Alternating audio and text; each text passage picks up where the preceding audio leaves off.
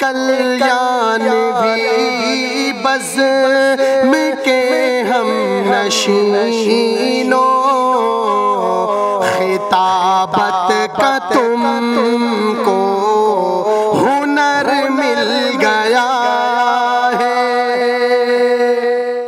نحمده ونصلي على رسوله الكريم، أما بعد فأعوذ بالله من الشيطان الرجيم، بسم الله الرحمن الرحيم. ومن آياته خلق السماوات والأرض واختلاف ألسنتكم وألوانكم إن في ذلك لآيات للعالمين. وقال النبي صلى الله عليه وسلم: الخلق عيال الله، فأحب الخلق إلى الله من أحسن إلى عياله. صدق الله وصدق رسوله النبي الكريم۔ اسلام کی آغوش میں جو رحمت کا اثر ہے، اسلام کی آغوش میں جو رحمت کا اثر ہے، ہر ایک کا ہوتا گیا یہ نور نظر ہے۔ وارثان علوم نبوت حضرات علماء اکرام اور بزم کلیانوی پاکستان میں شریک طلباء عظام، السلام علیکم ورحمۃ اللہ وبرکاتہ۔ خلاق کی کائنات کا احسان عظیم دستگیر ہوا کہ آپ کے سامنے چند درائے سخن بکھیرنے کی سعادت حاصل کر رہا ہوں۔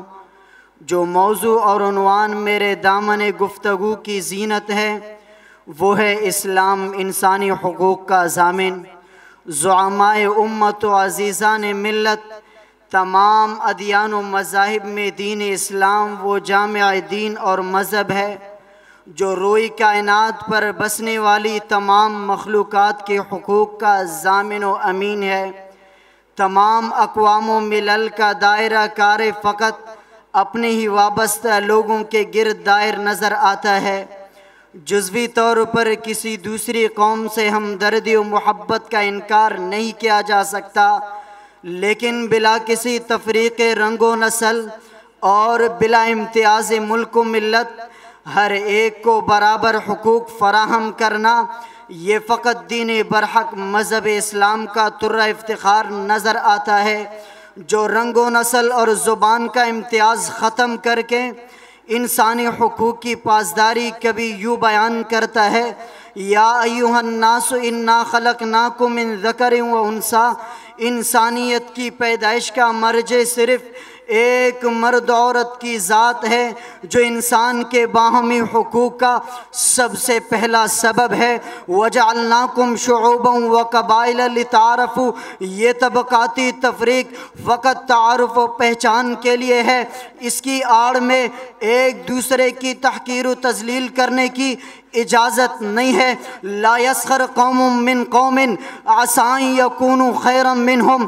جب دنیا میں انسان کی آنکھ کھلتے ہی اسے زیر زمین دفنا دیا جاتا تھا تو سب سے پہلے اسلام کے باب رحمت سے یہ آواز آئی ہے: وَلَا تَقْتُلُوا أَوْلَادَكُمْ خَشْيَةَ إِمْلَاقٍ۔ سامعین ذی وقار، اس جہان و رنگ و گل میں انسانی حقوق کے علم بردار فقط مال و دولت اور ثروت و تمدن کے پجاریوں کو تحفظ جان و مال فراہم کرتے ہیں۔